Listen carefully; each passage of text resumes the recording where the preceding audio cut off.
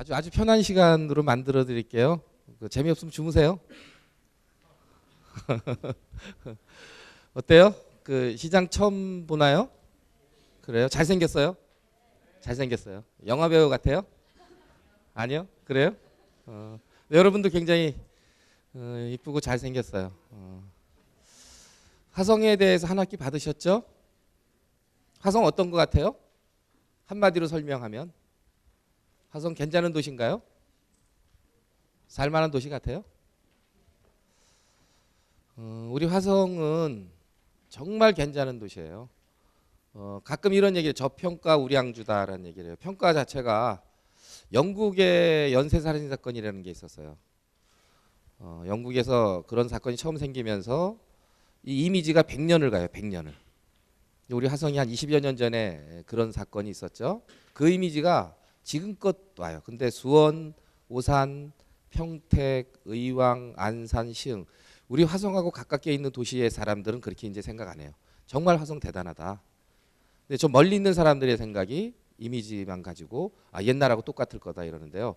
화성이 GNI 아시죠? 평균 총생산, 국민 총생산 GNI. 그래서 우리가 대한민국의 GNI가 2만 불 정도 하죠. 2만 불. 선진국이 한 3만 불 돼요. 그럼 우리 화성의 GNI 총생산은 얼마 정도 될까요? 이런 얘기 들어본 적 있어요? 화성이 도시경쟁력 1위의 도시다. 언론에 많이 나오죠. 도시경쟁력. 이건 뭘 얘기하죠? 그 도시가 참 돈도 많이 돌고 사업이나 문화 물질 이런 것들이 잘 돌아간다라는 게 이제 도시경쟁력 얘기를 하는데 왜 화성이 도시경쟁 1위가 됐을까요? 3년 전에는 그러면 어디였을까요? 3년 전에 도시경쟁 1위의 도시는 울산이에요. 세계에서 제일 잘 사는 나라가 평균 GNI 총생산이 얼마 정도 될까요? 7만 불이요. 울산이 5만 7천 불 했어요. 화성이 2010년도서부터 울산을 앞질렀어요. 화성이 지금 GNI가 총생산이 7만 불이에요. 믿어져요? 그냥 7만 불 이렇게 하니까 감이 잘 안 오죠? 말씀드린 세상에서 제일 잘 사는 나라가 한 7만 불, 평균 월소득 총생산의 수입이 7만 불 정도 돼요. 근데 화성이 7만 불처럼 그렇게 번화하고 소비가 강하고 잘 사냐? 그렇지는 않은 것 같아요. 강남보다도 훨씬 못한데요. 동탄은 요즘에 이제 강남처럼 보이긴 해요. 근데 화성이 7만 불이라는데 이거 도대체 뭐지? 이 수원대학 주변으로 봐도 별거 아닌데 좋은 건물도 없고. 총생산에 대한 의미는 현대삼성, 기아를 비롯한 18,000개 기업이 있어요. 울산이 1위 했던 것은 현대조선, 현대중공업 이런 것들이 있었죠. 그러면서 거기서 수익을 굉장히 많이 냈어요. 근데 화성이 이런 잘못된 구조를 가지고 있는 것 같아요. 등하교 때 차 많이 막혀요? 화성에 사시는 분? 화성에도 안 살아요? 유권자님 고맙습니다. 화성에 안 살아요. 그죠? 등하교 해요. 좋은 주거단지가 화성에 별로 없어요. 병점역을 근처로 하는 교통이 좋은 거기하고 동탄. 이런 봉담이 요즘에 이제 새로 생겼고 향남도 좀 새로 생겼고요. 근데 화성의 18,000 기업체로 따지면 훨씬 더 많은 주택이 있어야 돼요. 근데 이 대부분의 사람들이 화성에서 안 살고 수원이나 안산이나 이런 인근 대도시로 출퇴근을 해요. 근로자급들은 그렇게 가고 이사급들, 회사 이사 정도 되면 분당 과천까지 출퇴근해요. 대표이사 됐다. 강남까지 출퇴근해요. 사람이 주거를 하는데 여러 가지 조건이 있어요. 문화복지시설, 좋은 극장도 있어야 되고, 마트도 있어야 되고, 의료복지, 아주 좋은 병원 있고 그러면 이제 주거하기가 좋죠. 근데 우리 맹모 삼천지교 얘기하죠. 여러분들도 공부를 열심히 해요. 우리 부모님들이 봤을 때는 아이들이 제일 소중하죠. 그래서 우리 아이들한테 좋은 교육 여건을 주기를 원해요. 근데 이게 공교육이 아니에요. 공교육 때문에 아니라 사교육 시장이 아주 좋은 곳으로 당신의 벌이의 임계치까지 멀리 가서 교육을 해요. 강남까지 가는 사람들, 강남 집값이 얼마나 비싸겠어요? 그러니까 저희가 감내할 수 있는 데까지 가요. 그러다 보니까 화성에 어떤 문제가 생기냐면 기아자동차가 있는 우정장안이 저 맨 끝이잖아요. 수원에서부터 거기까지 가려면 하루에 출퇴근 시간만 3시간 잡아야 되죠. 기아자동차가 출퇴근 비용으로 1년에 버스 빌려서 쓰는 비용이 얼마인지 아셔요? 250억. 대단하죠? 250억을 들여서 근로자들을 실어날라요. 기아자동차는 워낙 수입이 좋으니까 그렇게 한다고 치고, 거기에 벤더 회사들, 그 아래 회사들은 버스 렌탈 비용이 없으니까 자가용 직접 출근을 해요. 그러다 보니까 기름값만 좀 올라도 명목 인건비 또 올려주고 또 올려줘야 돼요. 기업 경쟁력이 좋아질 수가 없어요. 우리 우정장안 지역은 그 좋은 회사가 있음에도 불구하고 이 사람들이 생산 활동만 하고 탁 다 퇴근해 버리니까 지역 경제는 공동화돼 있어요. 지역 경제는 아주 파탄 나 있죠. 도로요, 도로. 저 수용 지하차도 하나 뚫는데 500억씩 들어가요. 낮 시간에 가면 게 뻥뻥 뚫려 있는데 단지 출퇴근 시간에 그렇게 막혀요. 출퇴근 시간을 위해서 몇백억씩 몇천억씩 집어넣고 도로를 또 만들고 또 만들어야 돼요. 시 입장에서는 굉장히 곤란한 일이죠. 이 문제를 어떻게 해결할까? 이런 화성의 전체적인 문제들을 한번 고민하고 해결해 보자. 정주하는 도시를 만들어 보자. 우리 교육의 본질은 뭔가? 지방자치는 뭘 해야 되나? 제가 몰랐어요. 시장 처음 되고서는 왜 우리 시장들은 저 선출직 뭐 되고만 하면 시장 되고 군수 되고 뭐 하면 전시행정 하나? 왜 종합운동장 짓고 스포츠센터 짓고 왜 그런 거 짓지? 시민들은 좋은 교육 해주고 좋은 복지 해달라 그러는데 왜 하는 사람마다 정치하는 사람마다 그런 전시행정을 할까? 처음에 몰랐어요. 왜 그렇게 됐는지. 지방자치단체라는 얘기가 맞아요. 우리 중앙정부는 정부라 그러잖아요. 단체하면 무슨 계모임 같죠? 일반 단체 같아요. 시민의 세금을 쓰는데 단체라고 불러요. 국방은 누가 해요? 국방은. 국방. 우리 제일 중요한 건 국방이죠. 일제 나라 뺏기면 안 되잖아요. 주권을 모든 걸 뺏기는데요. 국방을 해야 돼요. 제일 중요한 거 우선 국방부터 해야 돼요. 그 다음에 뭘 할까요? 치안이요. 우리 시민의 생명을 보호하고 재산을 보호해줘야죠. 소방, 치안 이거 중요하잖아요. 이 두 개 묶어놓은 것보다 더 중요한 건 뭘까요? 교육이에요. 교육이요. 이스라엘 보세요. 나라를 뺏겼어도 그 전통적인 교육을 제대로 해놓으니까 결국 나라를 찾고 세계 중심 국가로 우뚝 서 있잖아요. 모든 세계 경제권을 이스라엘 사람들이 다 잡고 있어요. 이렇게 중요한 교육. 자, 근데 국방을 보니까 국방은 워낙 돈이 많이 들어가니까 그리고 작전에 일관성이 있어야 되잖아요. 그러니까 중앙 국가가 하는 게 좋아요. 무기 하나가 값이 워낙 비싸잖아요. 화성시에서는 저쪽으로 가자고 쳐들어가자 그러고 수원시에서 이쪽으로 쳐 이거 말이 안 되거든요. 국가가 하는 게 맞아요. 효율적이에요. 치안은요. 화성 XX 사건. 그죠? 생각해 볼 필요성이 있어요. 우리가 제일 잘하는 거. 여기 사는 사람이 어디가 제일 위험한지 어디에 뭔 시설을 넣으면 좋은지 우리가 제일 잘하는 거예요. 저쪽에 파출소 하나를 우리 시가 국가 비용도 아니고 우리 화성 시민의 세금으로 파출소 하나 지어서 경찰 몇 명 더 넣으면 이게 안전하겠다 하면 그거 하면은 불법이에요. 치안은 국가가 하게 돼 있어요. 우리 돈으로 한다 그래도 못 하게 돼 있어요. 소방이요. 화성에 이제 고층 빌딩이 많이 들어가 있어요. 63층짜리 같은 거 막 있어요. 고압 사다리차 이거 필요해 보여요. 불 나면은 사람들 구조해야 될 거 아니에요. 소방 헬기도 필요할 것 같잖아요. 근데 그건 도가 하는 거래요. 우리 시민의 세금으로 그걸 사면 불법에 공무원 징계 먹어요. 더 웃긴 거 교육을 볼까요? 국가는 교육부라는 걸 만들어서 유치원, 고등, 대학을 교육을 직접 관리해요. 도는 도교육청이라는 걸 만들어서 초등학교, 중학교를 교육을 해요. 일개 개인도 학원을 차려서 교육을 해요. 근데 자치단체, 기초자치단체는 교육에 직접 투자하면 이게 또 불법이에요. 이런 구조를 만들어 놓은 거예요. 생활하는데 제일 중요한 치안, 소방, 교육을 빼놓고 해봐라 하니까 보여줄 거가 뭐 있어요. 운동장 짓고 스포츠센터 짓고 길 뚫고 본질이 잘못돼 있죠. 운영이 잘못돼 있고 이런 부분들이요. 한번 도전해보자. 우리 젊은이들처럼 교육 왜 시가 직접 하면 안 되는 거냐? 한번 해보자. 화성의 근본적인 문제 해결을 위해서 정주하는 도시를 만들어주고 싶은데 이 사람들이 교육 여건이 나쁘니까 수원으로 가니 500억만 들이면 지하차도 하나 뚫는 비용이 500억인데 정말 교육에 우리 초등학교, 중학교, 고등학교에 정말 좋은 선생님들 모셔다 놓고 잘 가르치게 만들어 놓고 교육 여건 제대로 개선해 주면 500억이면 충분하지 않냐?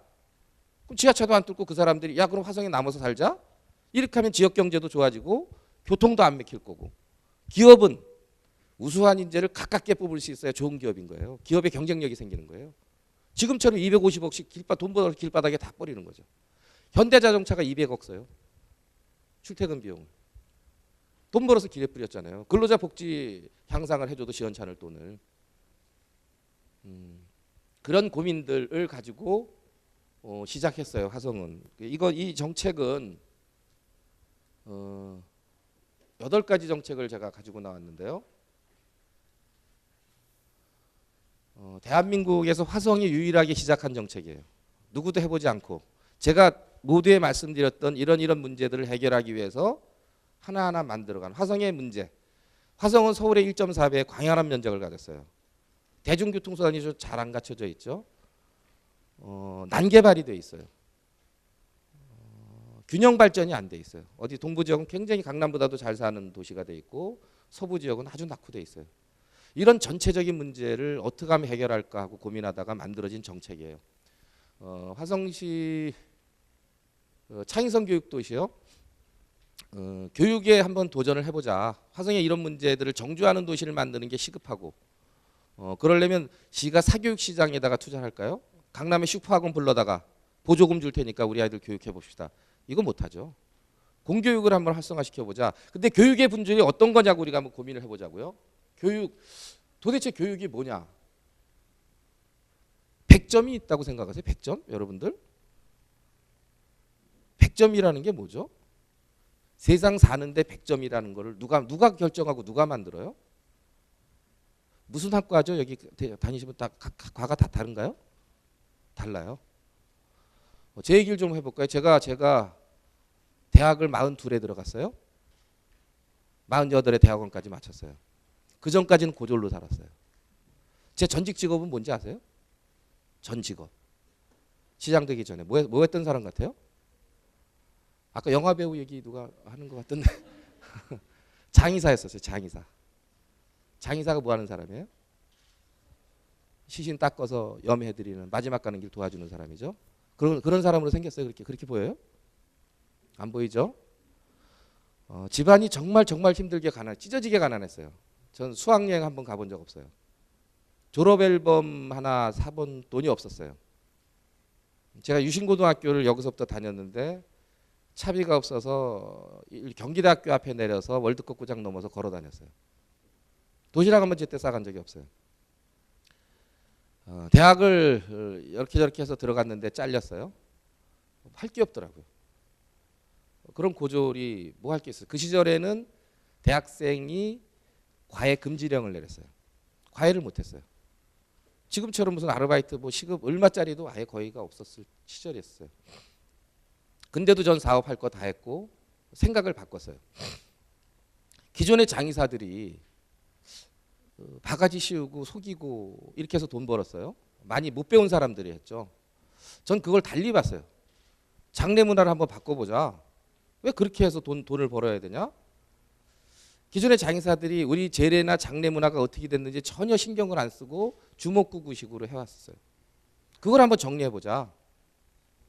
제가 MBA를 했으면 스탠포드든 와튼이든 가서 학위를 따와도 요즘에는 교수 되기 쉽지 않아요. 그렇죠. 워낙 고학력 인프라가 돼 있잖아요. 우리 이재복 교수님 어느 대학 나오셨어요? 유학 어디 갔다 오셨어요? 프랑스 파리 대학원 나오신 거예요. 아마 이 학교에도 소위 와튼 이런 급에 나와서 지금 여기 경영학을 가르치는 분들이 계실 거예요. 저는요 장례 재래를 연구했어요. 고졸로 중앙대학교 사회개발대학원에 강의를 했어요. 장례 재래로. 제가 유학 갈 일이 있나요? 우리나라 장례 문화를 연구하는데 없죠? 발상의 문제예요. 교육이 꼭 그런 것 같아요. 100점이 없는데 자꾸 100점을 강요해요. 이거 볼까요? 이거 뭐죠 이거?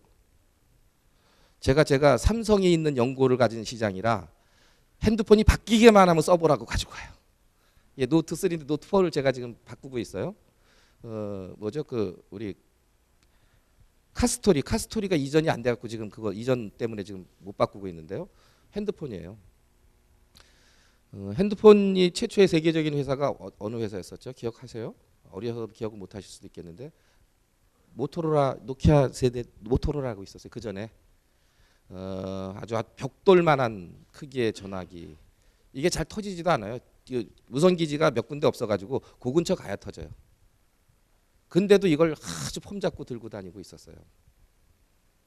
모토로라요. 이게 세계적인 기업이죠. 이 기업이 10년도 못 갔을 거예요. 10년도 못 갔어요. 어디에 망했어요? 아까 얘기하던데? 노키아에 망했어요. 이 기업이 할 때는 전 세계 최고의 석학들을 불러다가 기업을 유지했을 거예요. 모토로라가. 근데 10년도 못 가서 노키아에 망했어요. 2000년대 들어오면서. 노키아는 어디에 망했어요? 스티브 잡스. 애플이요? 애플에 망했어요. 지금도 노키아 하면 어마어마한 회사인데 그 노키아가 마이크로소프트한테 인수합병됐죠. 이제 핸드폰 회사는 아예 이제 없어져 버린 거예요. 왜 그렇게 됐을까요? 세계 최고의 석학들을 불러다가 회사 거기만 들어가면 정말 보너스도 많이 받고 최고 좋은 회사라고 그랬는데 제일 잘 나가는 사람들을 불러다가 그 회사를 만들었는데 왜 망했을까요? 모토로라가 노키아에 망한 건 이유가 있어요. 뭐죠? 아날로그에서 디지털로 바뀌어버린 거예요. 이렇게 스마트해져 버린 거예요. 기능이 훨씬 향상된 거예요. 그러니까 옛날 걸 고집하다가 망해버린 거예요. 근데요, 왜 모토로라가 소위 디지털로다가 빨리 전환하려고 고민을 안 했을까요? 더 웃기는 거는 노키아가 왜 애플에 당했어요? 같은 디지털인데? 그 어마어마하고 그 석학들을 다 불러다가 만든 그 회사가 왜 애플에 망했을까요? 이랬던 것 같아요. 이랬던 거. 노키아는 이걸 전화기로만 고집한 거예요. 전화기 성능을 개선하고 디자인을 개선하는 쪽에 온 집중을 한 거예요. 근데 스티브 잡스 이 사람은 어떤 생각을 했어요? 발상을 바꿨어요. 이건 세상을 보는 창을 만들겠다. 세상을 담아내겠다. 여기다 다 담아내버린 거예요. 그러니까 100점이 없는 거예요. 우리가 서울대 연고대 간다고 의사 변호사 된다고 줄을 세워서 국영수 위주로 공부하고 요 안에 들어가서 요것을 누가 제일 잘 맞히는 거에 100점은 세상에 그런 필요는 없는 거예요. 그런 공부는 썩어 빠진 공부예요. 판사가 세상을 바꿉니까? 의사가 세상을 뭘 바꿔요?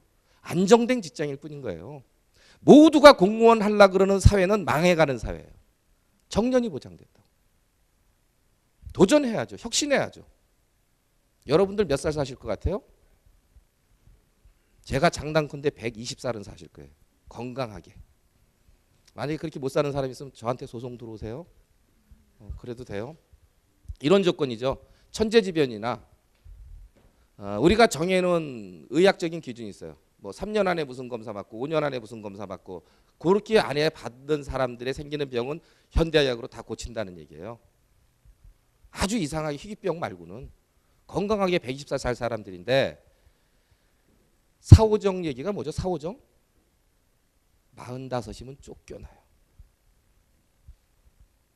여러분들이 지금 배운 교과 과정은 10년도 못 써먹고 폐기 처분될 거예요. 경영학과 계시죠?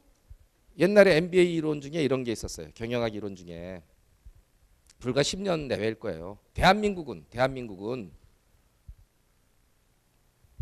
소위 그 기업의 회장단들이라 그러죠. 주주들이 직접 경영하면서 다 망해먹었다. 주주들은 그냥 주식을 가지고 배당받아서 좋은 일에 사업하고 좀 이렇게 살아야지. 능력도 안 되는 사람들이 회사를 경영한다고 자식한테 물려줘서 말아먹었다. 그게 어디요? 진로. 여기 약주 잘하시는 분. 옛날에 진로 대단했죠? 다 진로 소주 마셨어요. 이 사람이 유통에 손 댄다고 손 잘못됐다가 진로를 말아먹었어요. 저도 진로 회사 키우는데 엄청나게 공헌을 했어요. 하루에 한 병은 마셨던 사람인 것 같아요.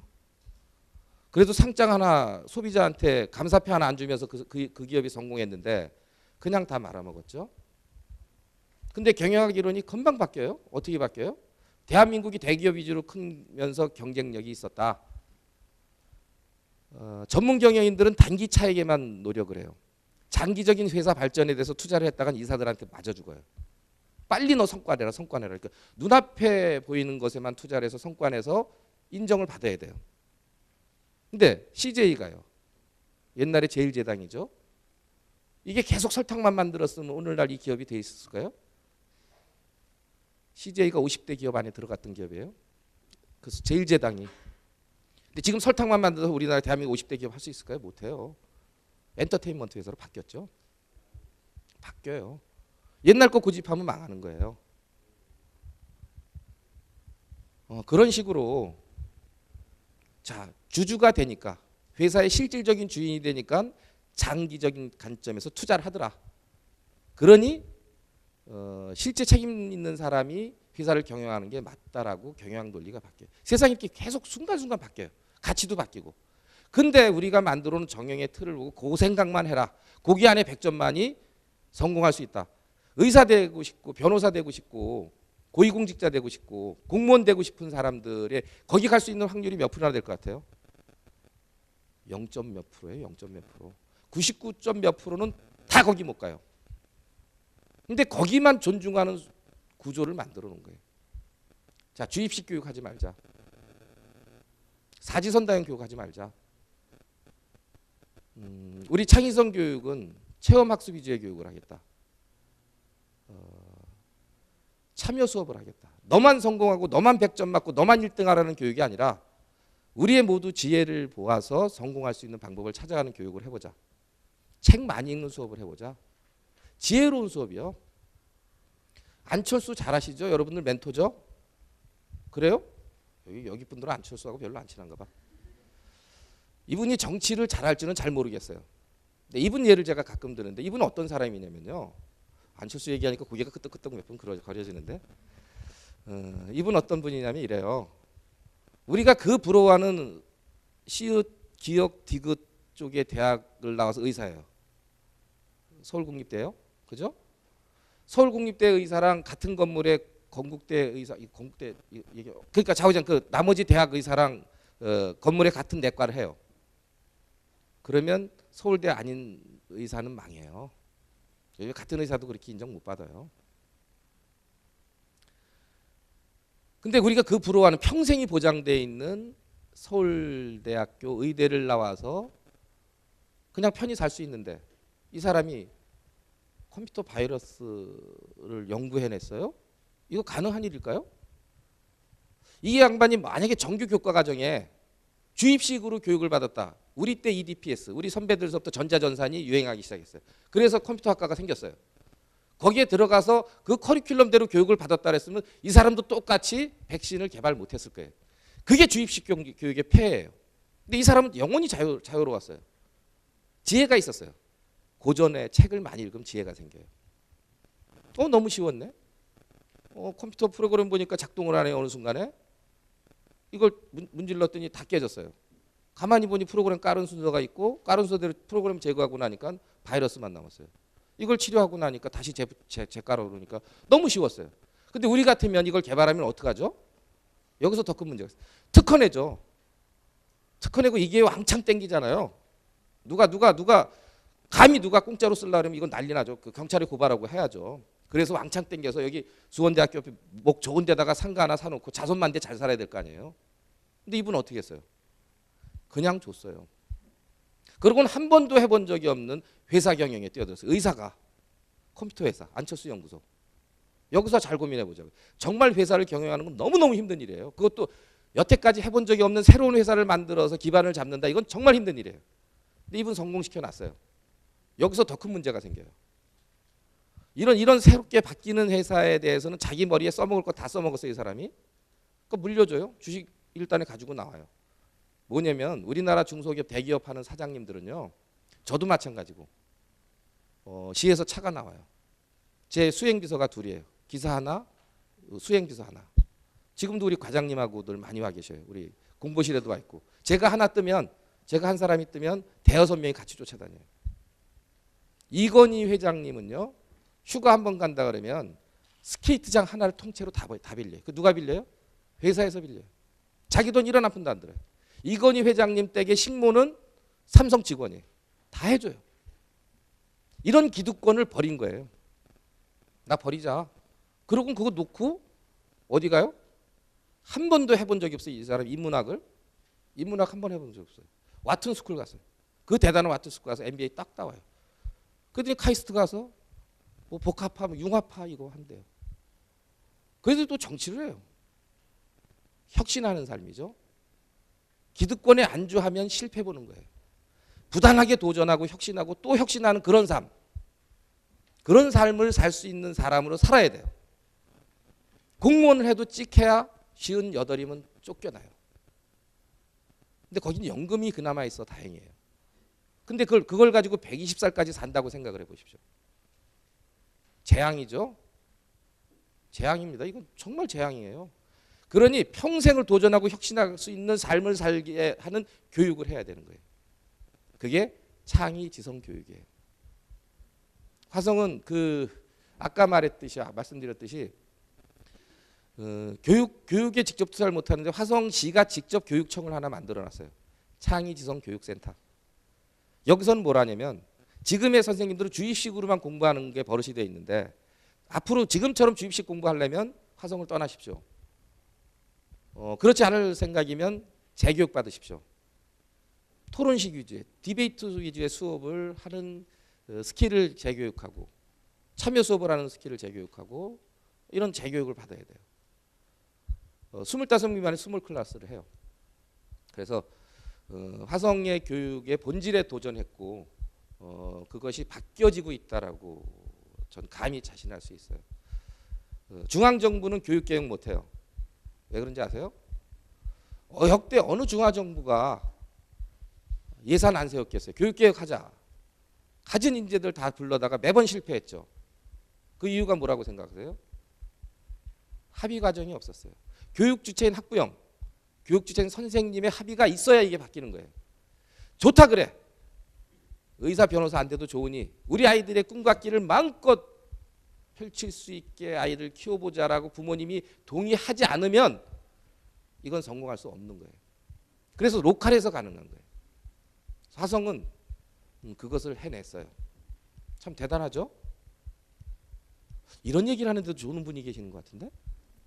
교육에 정말 관심이 없어요? 제가 그랬어요. 수업 중에 많이 잤어요. 이건 이대로 넘어가고요. 학교시설 복합화 좀 도와줄 수 있나요? 영상물을 좀 틀어줄 수 있나요? 제가 좀 잠깐 벗겠습니다.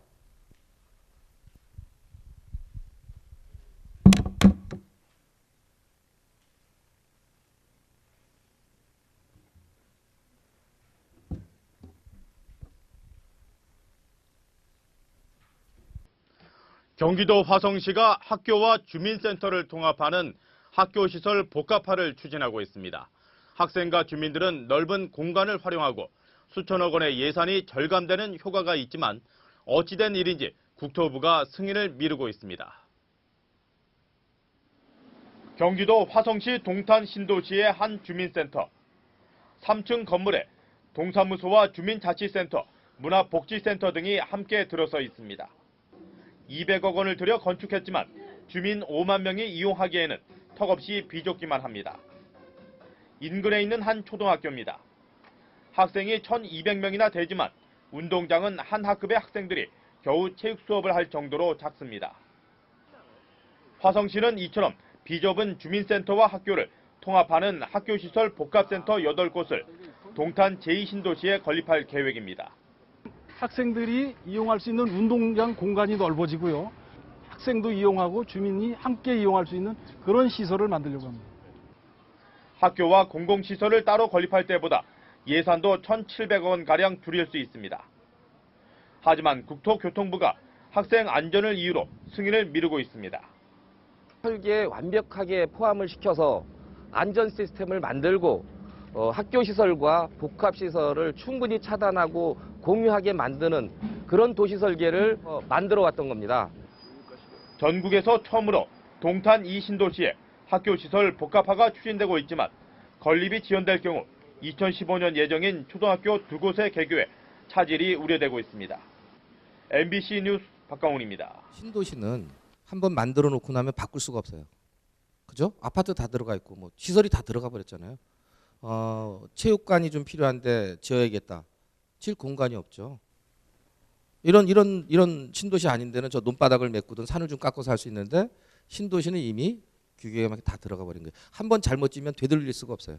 근데 동탄 1신도시가 그 잘못을 해놨는데요. 내용 중에 이거요. 예, 보세요. 센트럴파크 와보신 분 계신가요? 우리 동탄에? 이게 공원이 동탄에 있는 공원이에요. 아주 저 축구장도 넓게 들어가 있고 풋살장도 들어가 있고 소위 테니스장도 들어가 있고 배드민턴장도 들어가 있고 인라인장도 들어가 있고 이게 아주 좋은 공원인데 이 공원의 이 그 운동장이 3,000명 수용 규모의 아주 좋은 운동장인데요. 이게 지금 시간에 가보면 아무도 안 써요. 놀고 있어요. 근데 그 옆에 보니까 조금 전에 뉴스에 나왔던 학교가 이 학교예요. 학동초등학교. 운동장이 요거 한 3분의 1 규모가 돼요. 여기 학생이 1,200명 있어요. 2차선을 지나서 풋살장을 지나서 이렇게 설계가 되어 있는 거예요. 학교가. 이 학교의 위치가 이쪽으로 가서 붙어 있었으면 그죠? 학교가 이사를 해서 아예 설계를 할 때 이렇게 멀리 두니까 여기 아이들이 저기 가서 체육 수업을 못 받는 거예요. 이걸 옆에다 붙여서 지어놨으면 이 운동장 쓰면 되죠. 학교는. 그죠? 그럼 학교 안에 운동장이 필요할까요? 안 필요할까요? 안 필요해요. 여기에다가 아까 주민센터 있잖아요. 동사무소. 이거 공짜 땅이죠. 땅값이 얼마 안 들어가니 땅값이 안 들어가니까 건물을 훨씬 더 잘 질 수가 있어요. 커뮤니티 센터. 여러분들 도서관을 차를 타고 가는 정도의 위치에다 만들어 놓으면 도서관 쓰기가 아주 나빠요. 집 앞에 만들어 놔야 돼요. 청소년 문화센터도 집 앞에 있어요. 동마다 하나씩 들어갈 수 있어요. 전체 개념도를 좀 띄워 잠깐만요. 제가 옮길까요?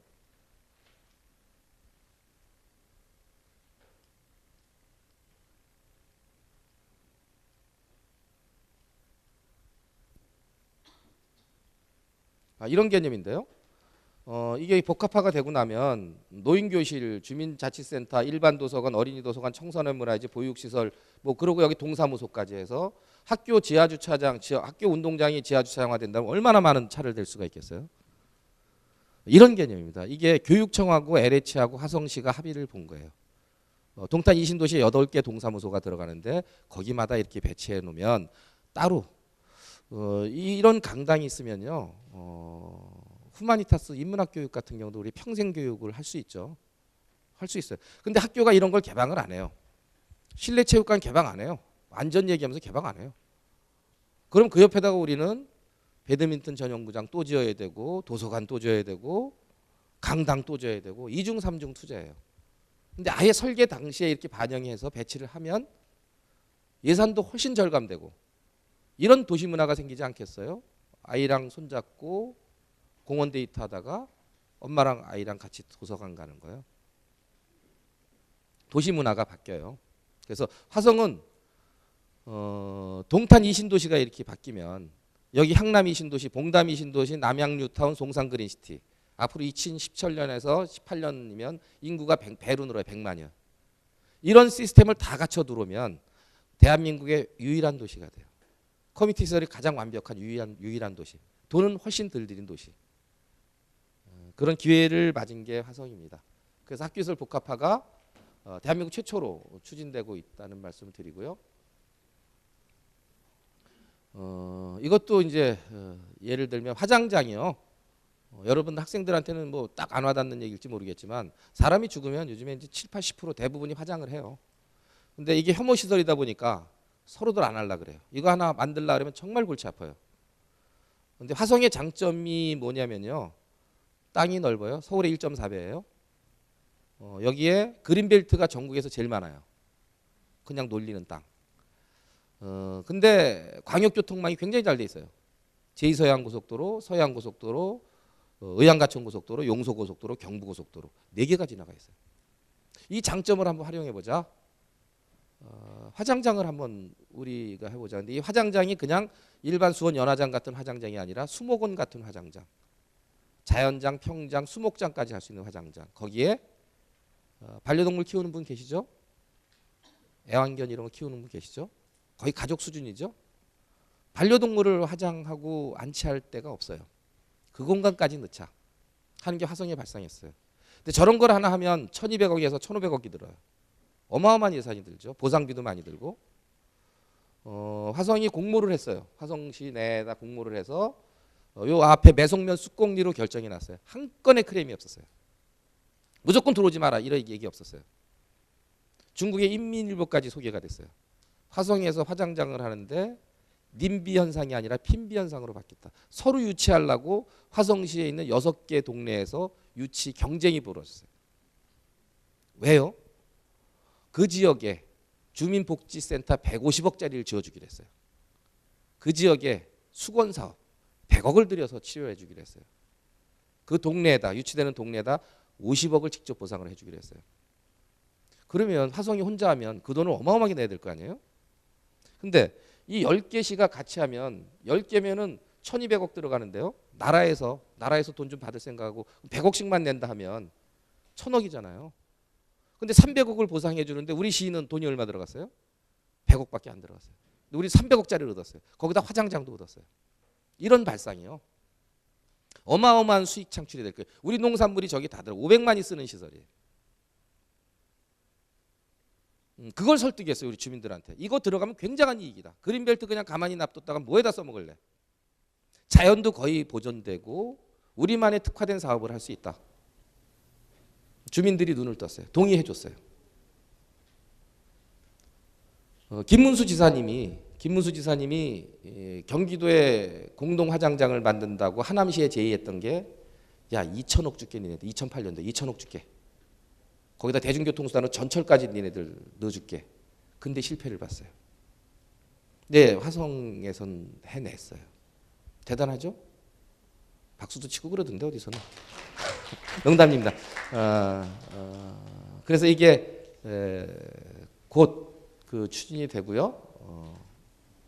매송면 쑥공리라고 여기요. 아주 그 인근 시에서도 오기도 편하고 우리 도시에서도 아주 가기 편한 곳에 명당 자리예요. 그린벨트를 아주 삼태기처럼 아주 그 남양바지로 잘 돼 있는 위치예요. 사회적 기업 경제 기반 조성이요. 이건 뭐예요? 그 아까 7만 불 얘기했죠. 화성이 7만 불인데 실제 우리 평균 소득은 어디는 10,000불도 안 되는 데가 있고 경제 지표 조사를 해봤어요. 동탄은 돼요. 동탄 참 희한한 도시예요.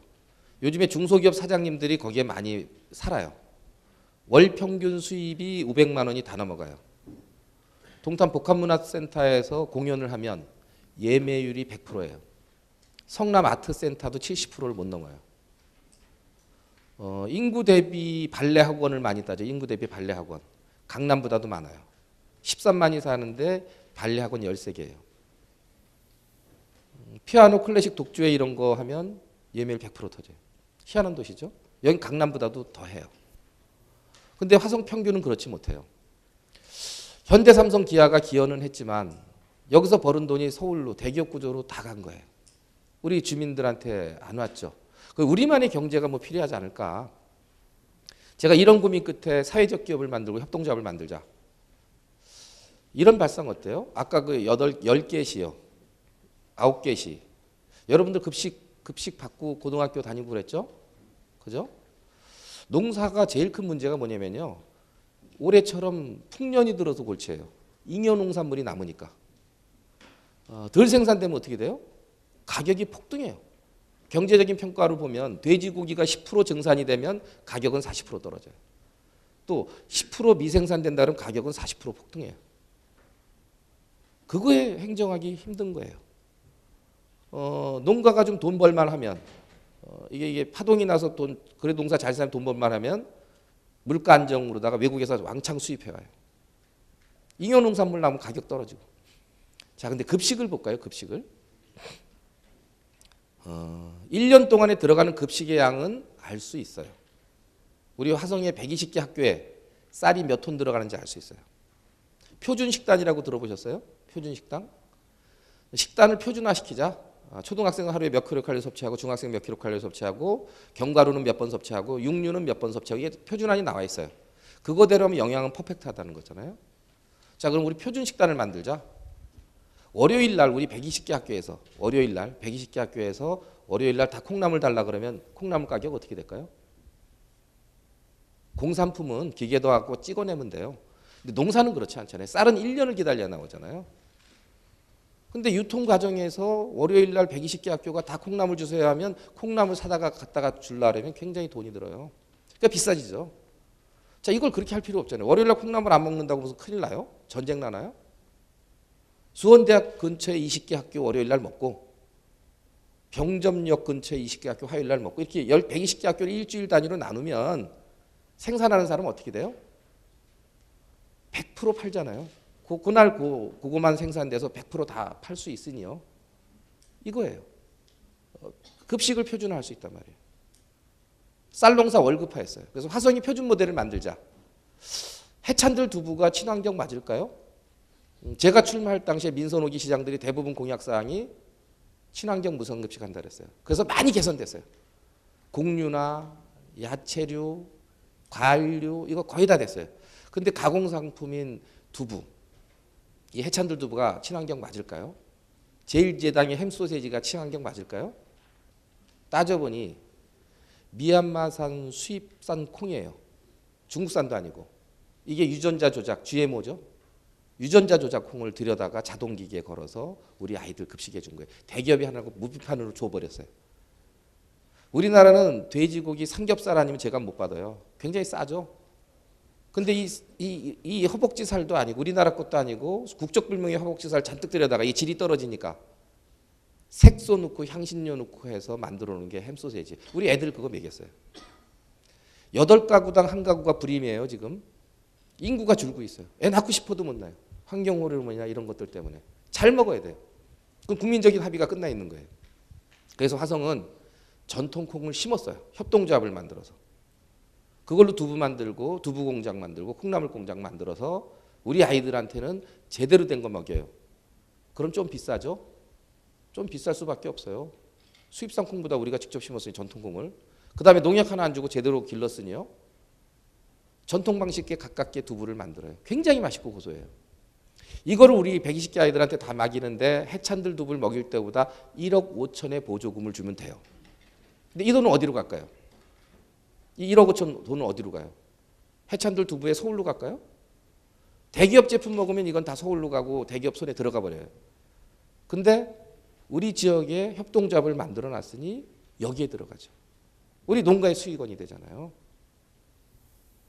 이런 회사를 만드는 거예요. 근데 그게 아까 얘기했던 9개 자치단체 있죠. 광명, 의왕, 군포. 여긴 농사해요 안 해요? 안 해요. 자, 우리는 화장장 줄 테니 너희는 우리 농산물 써먹어.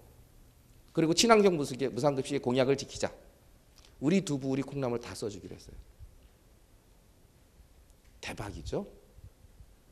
급식의 메카를 만들어낼 수 있어요. 이렇게 되면 일반 시장에도 뭐가 가냐면 야 화성 두부가 좋다는데 애가 학교에서만 먹을 게 아니라 좀 비싸더라도 우리 집에서도 먹자. FTA도 뛰어넘을 수 있는 거예요. 여러분들 우리 아이들이 먹는 돼지고기는 따로 키워요. 이제 화성은. 돼지가 굉장히 깨끗한 동물이에요. 이걸 돈을 많이 벌려니까 좁은 데다가 왕창 키우려다 보니까 어떻게 돼요? 항생제. 태어나자마자 엉덩이 항생제 주지 않으면 못 살아요. 항생제 터베개 사료에도 다 집어넣고. 우린 그렇게 하지 말자. 쾌적하게 스트레스 주지 말자. 키워서 1차 가공 볶음용, 2차 가공 햄소시지를 만드는데 첨가물 아무것도 안 들어갔는데 굉장히 맛있어요. 육질이 좋고 신선해서 그래요. 우리 화성이 아이들은 그거 다 먹어요. 농가가 삽니다. 앞으로의 그런 회사를 만들어요. 택시도 사회적 기업을 만들었어요. 시민 택시를 만들었어요. 저로 도로에 청소차 다니는 것들 회사도 시민 기업을 만들었어요. 협동조합을 만들고 시민 기업을 많이 만들어 놓으면 글로벌 경제 위기에 강해요.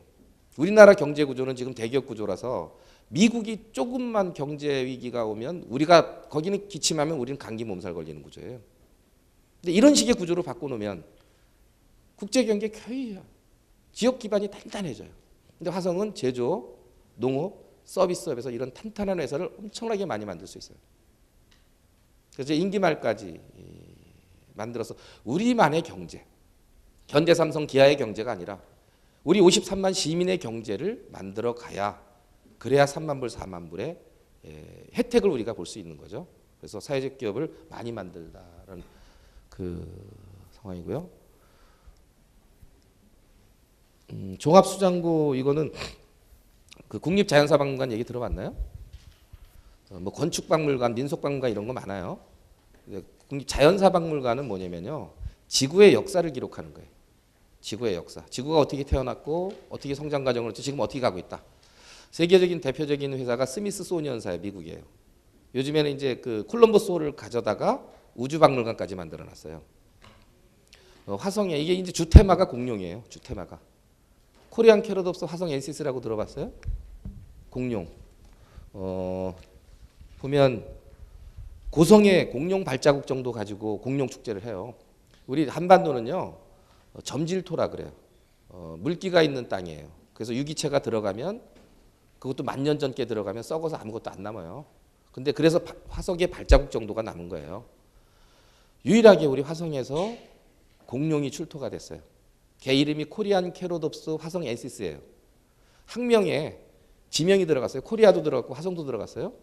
티라노사우루스가 아니에요. 티라노사우루스는 흔해 육식공룡 저 세계에 다 퍼져 있는 건데, 코리안 캐럿옵스 화성 NCS는 대한민국 화성에서 발견된 최초의 신공룡 종자예요. 어마어마한 학술적인 효과가 있죠. 그게 화성 전곡항에서 발견됐어요. 우리 송산면 그 고정리에는 세계 3대 공룡알 화석지가 480만 평의 천연기념물이 있어요. 어마어마해요.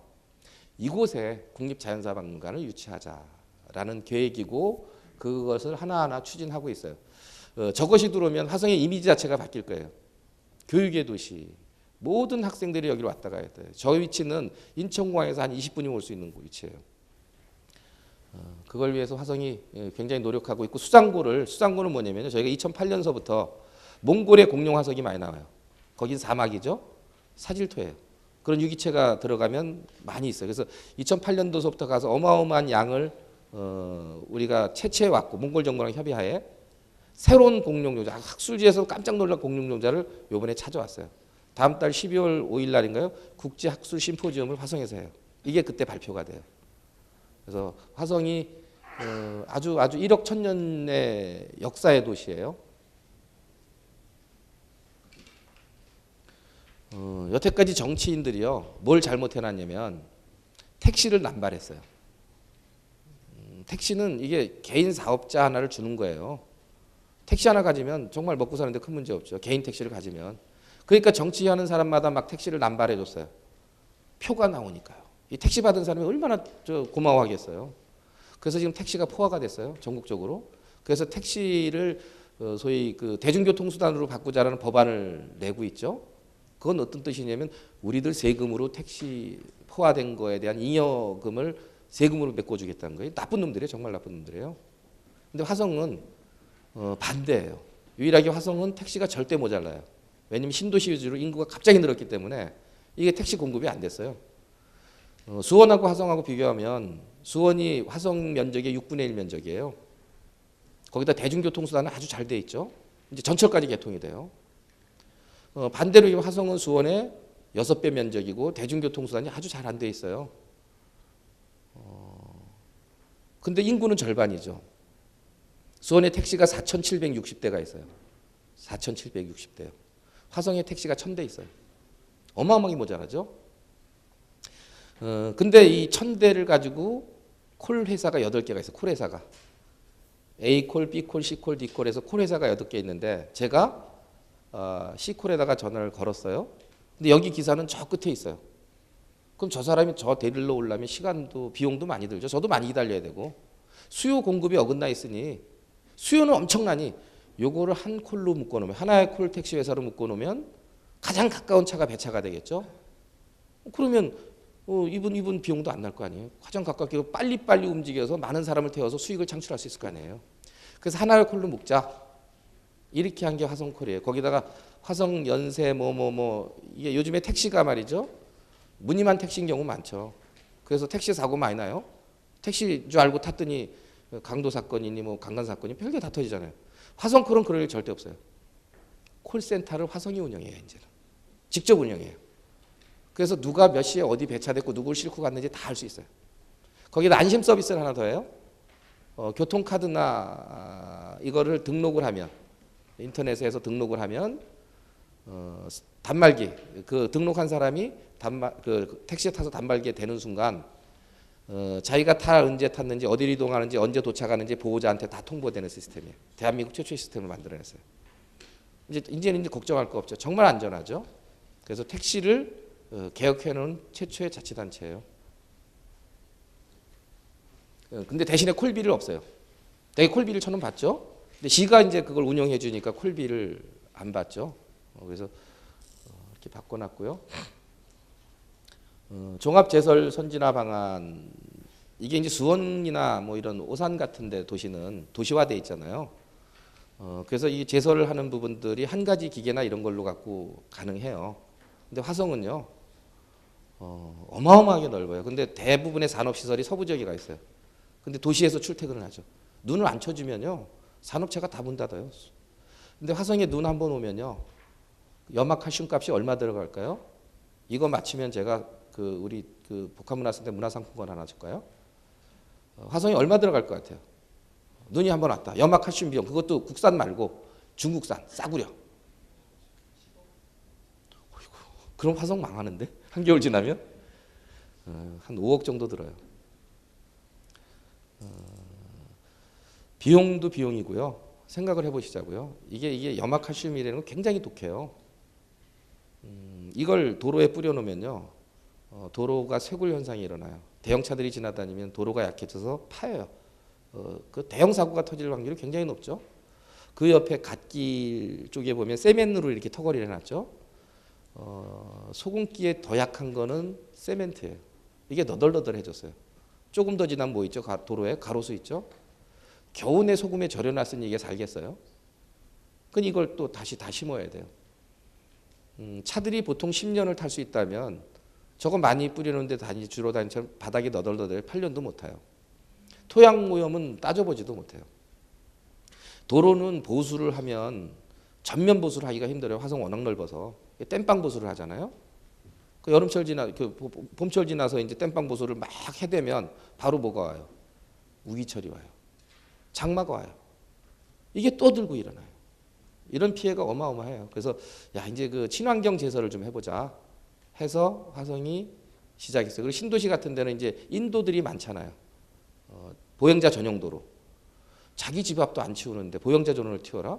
어르신들 아이들 등하굣길 출퇴근길이 다 그 길인데 그래서 우리가 이거를 종합적으로 한번 해보자. 하나로만 해결하지 되지 않지 않냐. 시민 참여형의 제설 작업을 해보자. 그래서 메인 도로는 습식형이라 그래서 지금 같은 경우 염화칼슘만 뿌려댔는데 소금하고 염화칼슘 희석액을 해서 뿌리는 제도로 바꿨어요. 그러면 비용이 3분의 1도 안 들고 효율은 3배가량 높아져요. 그렇게 바꿨고 이거죠. 이게 이제 습식형이고요. 앞에서는 삼날로 밀고 뒤에서는 이런 걸 뿌려요. 근데 이거는 눈 오기 전에 미리 뿌려놔도 효과가 있어요. 그건 무슨 얘기냐면 한 대가 많이 할 수 있다는 거죠. 이거는 트랙터예요. 화성에 농사 짓는 데가 많은데 마을 안길들, 마을 버스 가는데 이런 데들 턱걸이들도 많고 맨홀 뚜껑도 있고 지역분 아니면 이걸 잘 몰라요. 근데 트랙터는 겨울에 놀죠. 농사하시는 분들도 겨울에 놀아요. 기름 3번 가득 채워줄 테니까 이 3날이 하나가 600만 원 해요. 100대면 600억이죠. 100대면 6억이에요. 100대면. 100대 사주면 6억이에요. 근데 140명이 자원을 했어요. 나도 해볼게. 정말 대단하죠. 고맙죠. 눈 한 번 오면 염화칼슘 비용만 5억이 드는데 이거 100개 사면 6억이에요. 그래서 이면도로나 마을 안길은 이놈이 해요. 마지막에 인도는 요거랑 좀 다른데요. 1m짜리가 있어요. 1m짜리가 폭이. 그래서 보행자 전용 도로는 이걸로 해요. 근데 보행자 도로를 한꺼번에 다 해줄 필요는 없을 것 같아요. 차도는 차들이 다니고 위험하니까. 근데 보행자 전용 도로는 매뉴얼을 만들었어요. 그 동에서 제일 많이 쓰는데 1번으로 해야 될 때, 그 다음에 2번으로 해야 될 때를 해서 한 2, 3일간 치워주면 되죠. 그래서 화성이 최초로 이런 복합적인, 왜냐면 이게 이제 도시의 좁은 동네가 아니라 워낙 광활하고 넓은 동네라서 이런 고민을 하는데 그래서 이게 그다음에 노인 일자리 창출 부분이요. 제가 시간이 얼마 돼 있나요? 이런 고민을 했어요. 화성이 어떤 도시가 됐으면 좋겠냐. 정말 돈 있고 능력 있고 머리 좋고 잘났고 그런 사람만 화성에 살으라 그러고 저처럼 키 작고 또 못생기고 노약자고 장애자고 이런 사람들 다 빼내면 화성이라는 도시가 정말 행복해질까요? 아니에요. 결코 아니에요. 인간은 어떤 존재냐면요. 인간만이 유일하게 자기의 재능 또 자기가 아끼는 것들 이런 것들을 자기보다 못한 존재 장애자들이거나 아니면 뭐 노약자들이거나 하는 거 나누면서 더 큰 행복을 느껴요. 남 내 걸 줬는데도 내가 더 행복해. 이게 인간의 존재예요. 봉사하시는 분들 보면 그거 돈 주면 하겠어요? 안 해요. 그 장애자들 그 곰팡이 쓸고 막 이런 사람들 목욕시켜주는 그 장애자들 적십자 봉사자들 보면 당신 돈 줄 테니까 그러면 안 해요. 정말 자기의 진심을 담아서 남을 돕고 그게 자기가 더 행복해지니까 그게 인간의 존재예요. 근데 우리 노노 카페를 제가 만들 때는 어르신들 노인들 일자리로 좀 만들었어요. 카페 하면 젊은 사람들이 쓰잖아요. 근데 우리 관공서들 시청이든 뭐 복합문화센터든 이런데 카페를 한번 만들어 65세 어르신들을 바리스타 교육을 시켜요. 그래서 와플이든 이런 걸 만드는데 제가 뭘 느꼈냐면 어른들은 정말 신나하죠. 젊은 사람들하고 어울리게 됐으니 매일 화장하고 이쁜 옷 입고. 근데 이분들이 떨어지죠. 기능이 메이드하고 카운터하고 오더 받을 때 떨어져 시간이 많이 걸려요. 근데 제가 새로운 걸 봤어요. 우리 개구장이 아이들이 줄 서서 기다려요. 저 바깥에 나가면 더 좋은 데 있는데 여기서 줄 서서 기다려요. 물론 비용은 싸죠. 왜 그러냐 했더니 저 어르신들이 저렇게 하는데 우리가 참고 기다려야죠. 그런 도시요. 그런 아이로 키워야 되는 거죠. 배려하고 더불어하고 함께하는 리더가 되는 아이. 그래서 우리 노노 카페가 10개가 있고 한 100명 정도의 어르신들이 하고 있어요. 그래서 관공서 들어가는 데마다 이 카페가 생기고 있고 소위 도시의 이미지나 활력도를 바꿔내고 있어요. 여기까지가 제가 8가지 정책을 말씀드렸고요. 이런 말씀을 제가 마무리 말씀을 드릴게요. 좀 일찍 끝내드리는 게 좋죠? 데이트도 해야 되고 눈도 왔는데 아까 제가 모두에 말씀드렸던 이런 말씀을 드렸어요. 공무원이 많이 서로 되려고 하는 사회는 망해가는 사회다. 우리 공직자들이 돼보고 싶은 거는 굉장히 엘리트들이 들어오죠. 요즘에 소위 교원 시험 이런 거 보면 거의 고시 수준이에요. 우리 공직자들도 뽑는데 어마어마하게 퀄리티가 높아요. 학력 수준도 대단하고요. 그런 대단한 분들이 공직에 들어와서 혁신할 게 뭐 있을까? 할 건 많지만 근데 전 세계를 상대로 도전해 볼 필요성은 없을까? 여러분들 수준이면요. 등가를 맞춰보면 여러분들 수준이면 전 세계 엘리트 5% 안에 들어가는 사람들이에요. 전 세계 평균을 내보면 엄청나게 학력 수준이 높은 분들이에요. 단지 우리끼리의 싸움에서 그 평가를 그렇게 내놓은 거죠. 정말 새로운 발상이 필요할 세상이에요. 누구도 생각 안 했던 상상을 펼칠 수 있어야 세상을 리드할 수 있어요. 이건 전화기가 아니다. 세상의 창을 받고 세상에 보는 창으로 만들어내자라는 발상이요. 정말 잘 놀아야 일도 잘할 수 있어요. 근해 공식 아시는 분 다 아시죠? 근해 공식? 이게 왜 필요할까요? 전 하루에 수만 가지의 의사결정을 해요.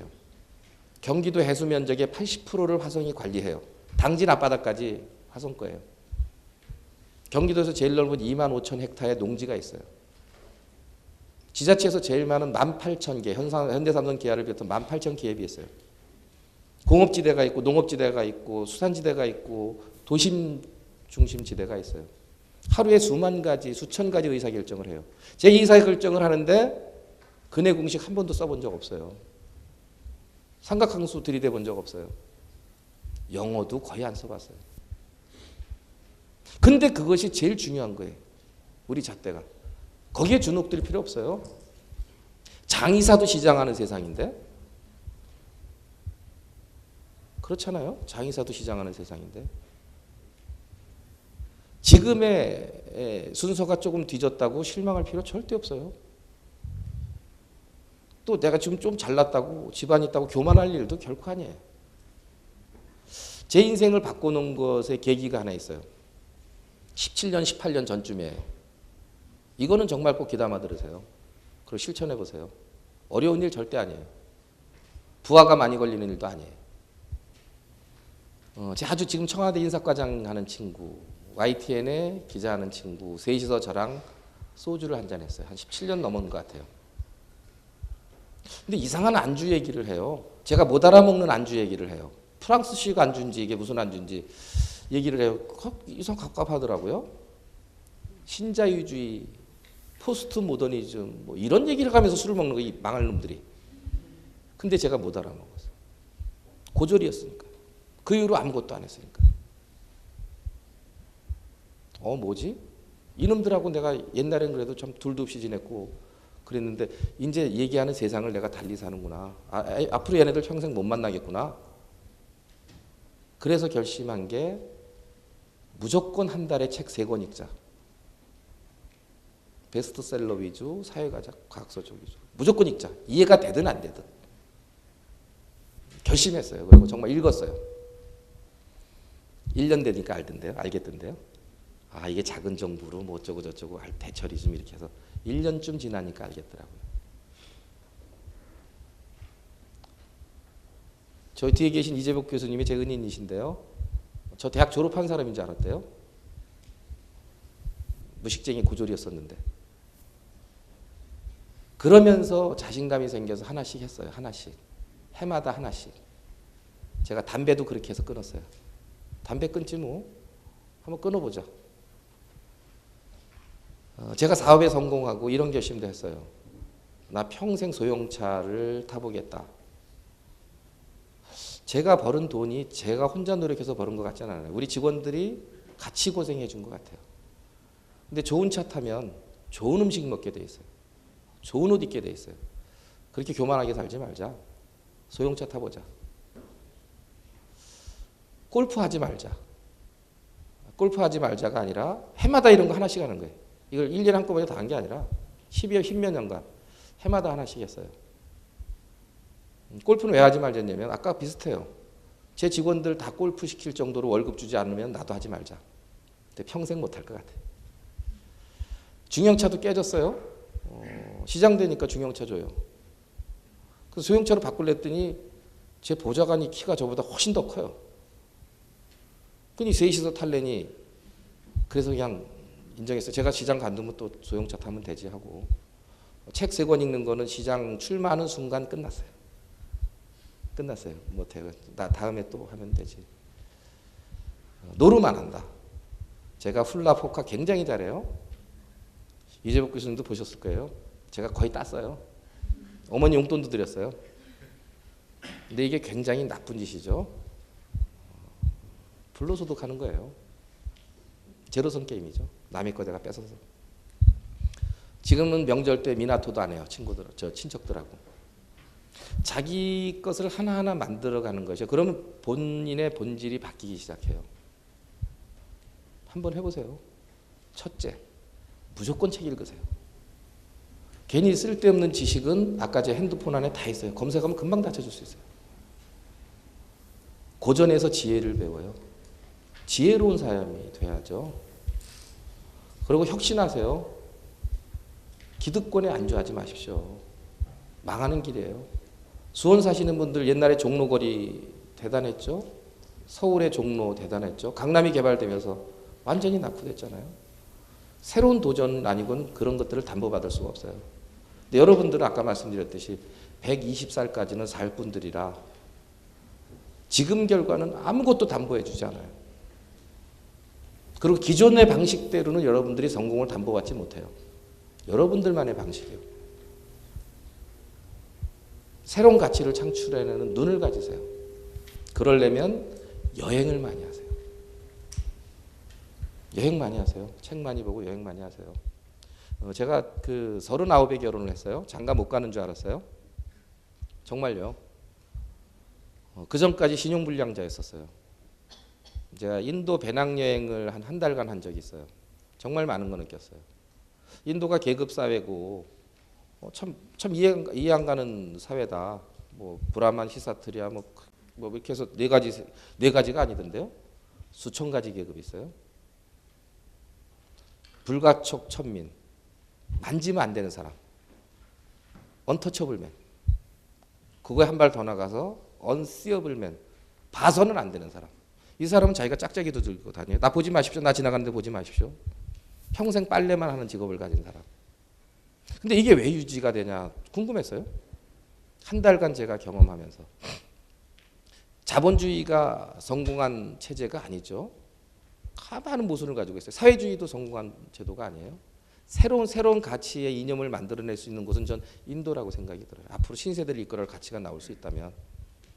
브라만 계급이 웃기잖아요. 우리는 무신정변이 굉장히 많았어요. 이성계도 그랬고 힘 가진 사람이 정권을 뺏었죠. 근데 인도는 그런 일이 한 번도 안 벌어졌어요. 그 계급이 유지가 됐어요. 인정했어요. 왜 그랬죠? 승려 계급이요. 그 왕자예요. 부다가 누구예요? 부다가 왕자예요. 모든 기득권을 가지고 있는 이 왕자가 바보 같은 생각을 해요. 우리 백성들이 저렇게 불쌍히 사는데 내가 새로운 가치를 만들어내자. 그 왕자 자리를 버리고 고행의 길을 걸어요. 무사 계급에서 봤을 땐 저 미친 짓이야. 저거 봐, 저거 좀 미친 놈이네. 나 그거 안 해. 피어싱하고 뭐 그냥 갖은 고문을 다 하잖아요. 몸이 힘들어지면 정신이 맑아져서 그래요. 그런 새로운 가치를 우리 백성을 구제할 새로운 가치를 내가 만들어야겠다는 스스로를 끝없이 희생시키는 제도가 그런 제도예요. 그 승려 계급. 오블리스 노블리즈 하잖아요. 그래서 여러분들은 여러분들과의 싸움을 해야 돼요. 여러분들은 줄기세포 같은 분들이에요. 어마어마한 끼와 재능들을 가슴속에 다 가지고 있는데 괜히 주눅 들은 거예요. 그까지 서울대연고대 뭐 이런 거에 주눅 드는 거예요. 그런 과에 그럴 필요 손톱만큼도 없다고. 새로운 발상이요. 아까 같은 새로운 발상. 문제가 있으면 새로운 발상을 하는 거죠. 새로운 도전을 하는 거고요. 그게 신나고 즐거워야 돼요. 그러려면 아까 말씀드렸듯이 책 많이 보고 정규 교과 과정 뭐 이런 전 별로 안 중요하다 생각해요. 책 많이 보고 학문은 연결돼 있잖아요. 철학하고 수학이 제일 가깝잖아요. 연결돼 있어요. 책 많이 보고 충분한 여행하고 고민하고 그러면 어느 순간엔간 여러분들을 스스로를 보게 될 거예요. 그런 자신감으로 세상하고 맞서면 돼요. 전 세계랑 맞설 수 있어요. 다시 말씀 여러분들은 이미 상위 5% 이상에 가 있는 분들이에요. 오늘 세 가지가 겹친 날이죠. 누구한테 그런 얘기 했었는데 비도 오고 눈도 오고 햇빛도 나는 날 데이트하자. 하지 말자는 얘기죠. 그게 쉽지 않아요. 근데 오늘 그날이에요. 햇빛도 났고 비도 왔고 눈도 왔어요. 가까운 분들하고 데이트하십시오. 좋은 시간 되십시오. 고맙습니다.